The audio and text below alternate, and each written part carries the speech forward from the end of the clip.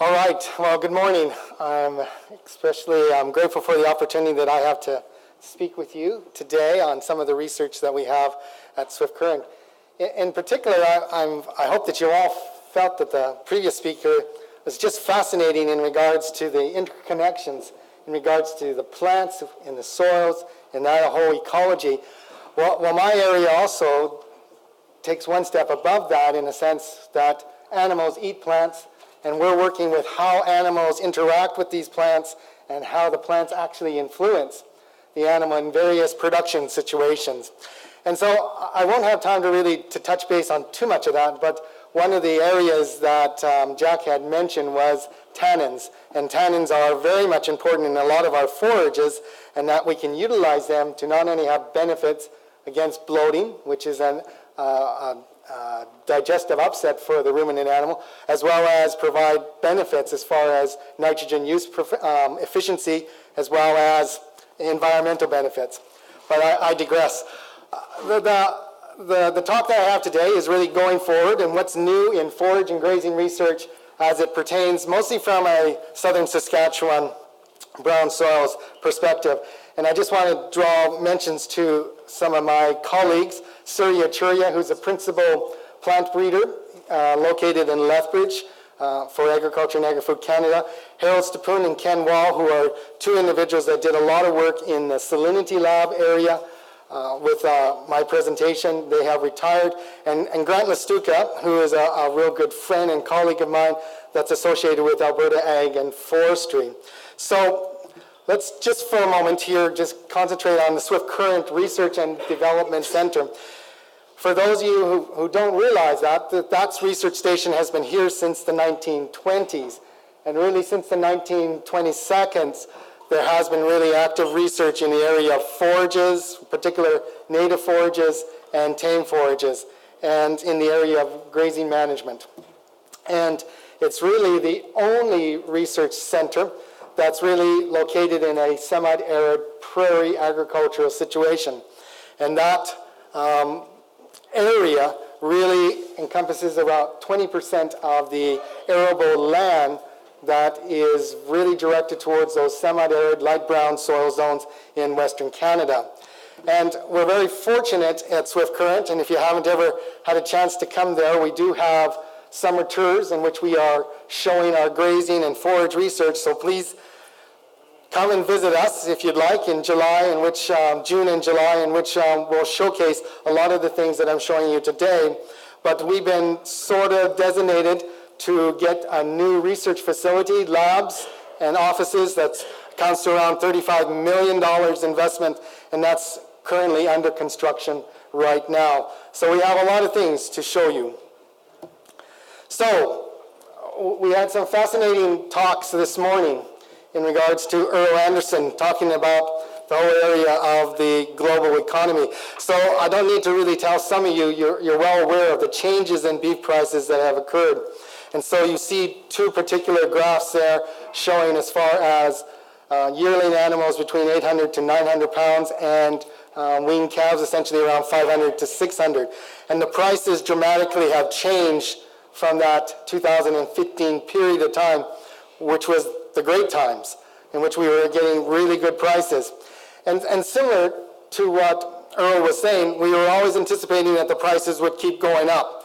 And they were going up since the 2013, 14, and on to 15. But we definitely have maxed out for now on those prices that occurred in 2015. And as you can see, we really have gone down. In the 2016 cattle prices, particularly that's shown in purple there, or the last bar, and if you look at the overall average, our prices now basically are around what it was in 2014. They're not as low as it was in 2013, but we're having to make corrections. We're having to look at what we can do to stretch our bottom line and to make profits. And basically, you know, it's something like we've always just planned from plan A to plan B, but now you really have to look at what are some of the opportunities that you can look at. Another thing that has really affected us, particularly in Western Canada, are rising prices for our land, the agricultural land. This is really based on the Farm Credit Canada report in 2015, and you see across Canada, land prices have increased by about 10.1%. And if we take a look as far as Alberta and Saskatchewan, I've just kind of bracketed the price differences for Saskatchewan. Really, in 2015, land prices in Alberta have averaged increase by 11.6%, and in Saskatchewan around 9.4%. So that was in 2015.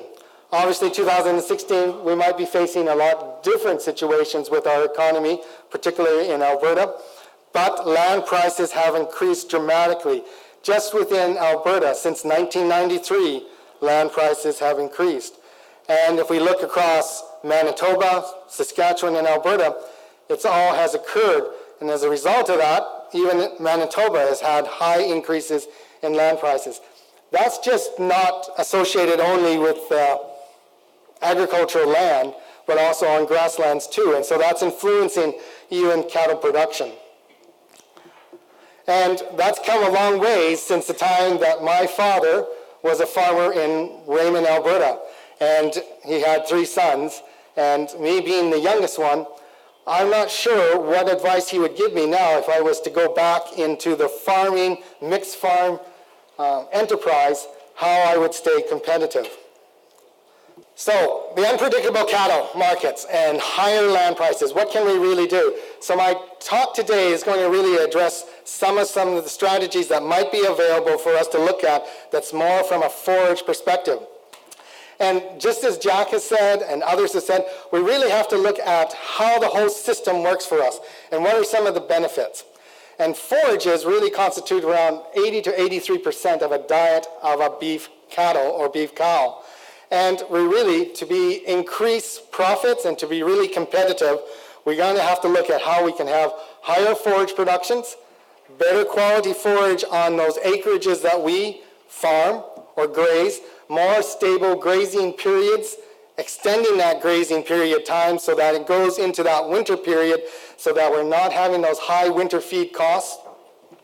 Really looking at soil nutrients and really improving that risk management, really looking beyond just that one season grazing or that one season hay production. What are you doing to best put you in a position where you can improve the nutrient profile of your soils, as well as protect yourself against droughts and other uncertainties that may come. So what are the advantages as far as nitrogen fixing, active nutrients, cycling, and looking at that? And finally, some of those other environmental benefits that sometimes we just take for granted, increasing your soil health, soil organic carbons, biodiversity, etc. So really, maybe it's time to really look at how you can best utilize your forages in your operation. So I'm going to really just try to touch on 2 areas. Out in the front on the table, I have 3 handouts that will kind of go into a lot of the stuff that I'm going to deliver to you today. So you can pick that up and so you won't have to frantically take notes on that. But the one area that I will cover is looking at sandfoin, the development of the new sandfoin that has been recently released called AC Mountain View. This is work that colleagues such as Suri Yachuri and other Ag Canada scientists have really worked on. We did a lot of the grazing work and looking at sandfoin being grown in drier areas. And the other one is AC Saltlander or green wheatgrass. And this has an excellent ability to survive in very saline areas. And so this is an opportunity in which you can really look at some of your land base that might be underutilized, or you could better utilize it with a saline tolerant forage. And it's been around since 2009 that it's been available. So why do we really want to look at sandfoin? Well, one of the opportunities is really combining sandfoin with alfalfa. And what are the opportunities to really consider? The alfalfa has a lot of pros to it, a lot of advantages, and that's why people have always looked at it. It's one of the most productive perennial forage. It's a legume.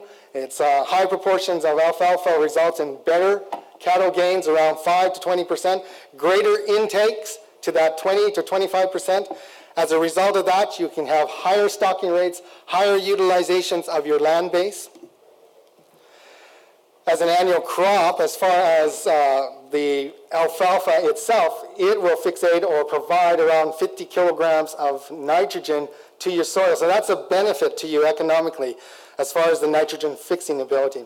But, of course, there is that concern as far as bloating.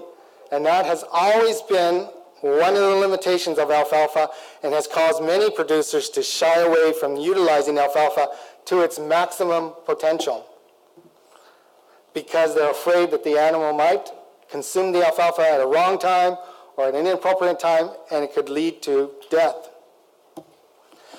So grazing with sandfoin and alfalfa. Sandfoin doesn't cause any bloat to occur. And one of the reasons is because of the condensed tannins that it contains. There's a lot of other benefits associated with condensed tannins. Lower levels or having condensed tannins levels in the sandfoin can improve nitrogen use efficiency, so you're getting more use of your nitrogen that the animal is consuming. It's not going out the back end, and you're enhancing the productivity of the animal. There's also advantages as far as it's anti-parasitic, and so you have an animal health benefit from grazing or having the condensed tannins there. And from the research that we've done, as well as Surya and others, that if you were to have within an alfalfa sandfoin pasture, roughly around 20% of your mixture containing sandfoin, it's an effective way to reduce the incidence of bloating from occurring. And you can eliminate bloating from occurring from those animals. One of the reasons is because those animals really like sandfoin. Sandfoin is highly preferred by the animal, and so those condensed tannins are getting into the animal and helping it, providing protection against that bloating from occurring. So this just shows you a little bit of within Swift Current. What we've done is try to have the sandfoin and the alfalfa grown in alternate rows. And that's what it kind of looks like with the yellow headings in that bottom picture. So why consider sandfoin in an alfalfa mixture? Sandfoin is a very great legume. It has nutritional characteristics very similar to alfalfa. It usually grows about 2 weeks earlier or matures about 2 weeks earlier than alfalfa. And so you can use it in that spring, summer, and fall period of time. It has some characteristics associated with sandfoin that holds its quality later in the season, so it doesn't drop its leaves. Its stems are hollow, so as a result of that, it has some added advantages as far as not as high as fiber contents.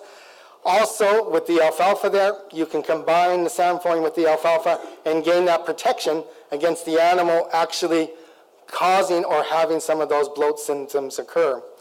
And bloating in itself can be a fairly dramatic and fairly severe situation.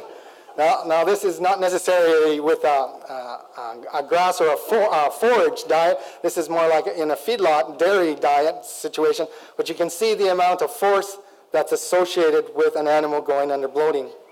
All right, so let's just give you a little bit of background where the sandfoin is and where our sandfoin development has occurred as far as for Canada.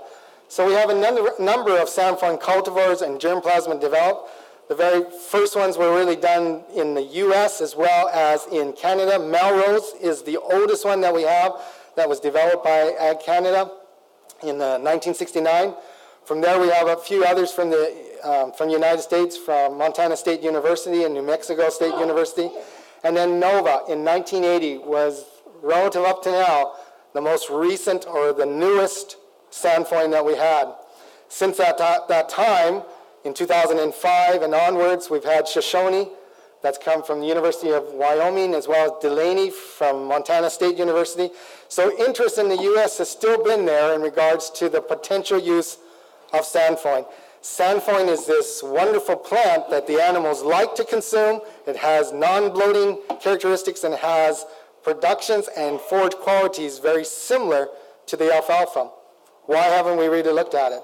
So in 2005, Dr. Surya and Lethbridge started some of the initial work as far as looking at different germplasmas. I just draw your attention to those numbers, 3900, 3901, and 3902. Those were the germplasma numbers that he was working with, and eventually 3902 became part of the selection process in which we got AC Mountain View. So the U.S. really were focused on forage production and really looking at how they could use sandfoin as a monoculture mostly and get the most production from that. The Ag Canada researchers, initially that was our focus, but then later on with Surya Churi, we're really looking at mixtures, trying to have the sandfoin with alfalfa and gain some of its advantages. And so that's the real focus of these new sandfoins, is better regrowth potential and the ability to stay competitive with alfalfa and stay within the stand. And that has led to the release of AC Mountain View, which was available in 2016, but in 2017, the seed will be more readily available. So, grazing sandfoin, the agronomy. Sandfoin is really, it's adapted to the brown and dark brown soils and black soils. It does not really tolerate either saline or wet soil, so not very good if your land is flooded in that regards or high water tables. And it is drought tolerant. It's an excellent forage quality and palatability preference. The animals really like it and they will select it. And as a result of that, you can get gains in performance that's very similar to alfalfa. Nutritionally, it does not decline as rapidly because, as I said earlier, those hollow stem characteristics and the ability to retain the leaves. And it's a medium-lived legume, and it's adapted to really dry, calcareous soils. Does well on thin, gravelly soil. So in a lot of cases, on some of your land bases that you might look at, that you say, that's terrible land, nothing can grow there, sandfoin actually can be a viable alternative for you. Just looking at a map as far as the calcite deposits throughout Western Canada, you can kind of see just from looking at that green, that yellow, and that pinkish areas, those are high levels of the calcite that actually sandfoin can grow quite comfortable in. And it's always been a little bit of a mystery on why sandfoin seems to do well in certain areas. And so this could be a possible reason why sandfoin is able to gain a niche and really establish quite well and do quite well in some of those areas. So I'm just going to go through really briefly some of the stuff that we've done as far as the grazing and the agronomy work that's been done at the Swift Current Research Center as well as the Lethbridge Research Development Center. And by far, we would have not been able to do this type of research if we didn't have support, not only from provincial and federal granting agencies, but also by producers and producer associations and the Canadian Cattlemen's Association and the Beef Cattle Research Council. So these things are very important. So I'm going to show you this one graph here, and I just don't want you to focus on too many things here. I just want you to focus on predominantly looking at the productions on this axis here, and these are those different germplasmas. And we're comparing it to Nova. Once again, remember that Nova is the newest one that we had available since the 1980s. And this is work that we've done in Swift Current. And so this is the overall average for 5 years from 2008 to 2012, comparing the various productions, biomass productions from these different sandfoin lines. So you have here with sandfoin just as a monoculture, just grown as itself, and sandfoin in a mixture with the alfalfa. And so as you look across those three germplasmas, once again, 3900, 3901, and 3902, compared to Nova, for us in Swift Current, for our dry conditions, we really didn't see an advantage to the newest sandfoins, the AC Mountain View, which is really 3902. There was really a significant differences associated with the Nova being always higher over all those years. So in our dry conditions, we weren't really gaining some of the advantages of the AC Mountain View. The AC Mountain View was selected to have very good regrowth potential, but because we don't always have the moisture, we weren't always seeing that better second and third cut potential for the AC Mountain View. But how does that compare to Lethbridge? So once again, remember you had around that 4,000 at most, 4 to 3,000 as far as kilograms of dry matter per hectare. Look at the huge difference here as far as in Lethbridge area or in areas that might have higher moisture compared to Nova. Once again, these are the dry matter of kilograms of forage biomass productions, where you're getting over 14,000 kilograms of forage biomass productions. And when you compare it to Nova, in this case, we have significant differences, particularly if we just look at the Sandfoin monocultures over Nova. So you're gaining some of that advantage. You're gaining that advantage as far as the regrowth and the forage production there. So in this case, if you have the moisture, AC Mountain View has some really good promises for you. When we looked at the grazing performance just across those different Sandfoin germplasmas, once again, 3900, 3901, or 3902, and even comparing it to Nova, there really was no difference. They all perform the same. The average daily gains was around that 1 kilograms per day. The total live production was around that 225 kilograms per hectares. The biomass for swift current was around that 2,500 to 2,200. And so, once again, remember, we're in a lot drier situations, in our case, in swift current. And this is not under irrigation. This is just rain-fed. So, for Lethbridge, totally different. And a different type of grazing system was used there. Once again, they never saw any difference associated across 3900, 3901, and 3902 to Nova. And they got around that 1.1 kilograms per day, or 2.4 pounds per day. A lot more higher gains or total live productions per acre or per hectare. And the forage dry matter was significantly a lot higher than from swift current. And once again, they used the rotational grazing system, which would allow them to come back on there again and again and to maximize performance on these pastures. So, this looks all great. To utilize Sandfoin in an alfalfa mixture to get the bloat protection, to get the good gains throughout the season, and maybe extend your grazing season, that sounds like a winner. But what we also seen with these new germplasmas, as well as even Nova, looking at them over 4 production years, so 4 years after they've been established, looking at what proportions of Sandfoin remained in the alfalfa stand. And once again, remember, as I said earlier, the key is trying to maintain the Sandfoin into your stand at around that 15 to 20%. If you can maintain that, the chance of you seeing bloating occurring or incidents of even bloating occurring are dramatically reduced. So here, just looking at the swift current data after 4 years, 4 production years, we see that for in this case, the 3900, the 3901, and the 3902, by the 4th production years, the amount of Sandfoin in that stand has dramatically declined, just as much as Nova has.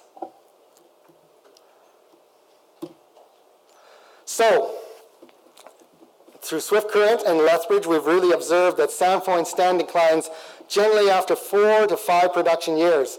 And so we really need to look at a strategy that can really maintain that alfalfa or that Sandfoin in the alfalfa stand. So researcher studies have observed that under light or medium grazing intensity, that natural reseeding, by allowing the Sandfoin to set seed and by then having the animals graze later at a lighter intensity, you can promote self-seeding of those stands. The Sandfoin will reseed itself, and this may improve longevity and persistence.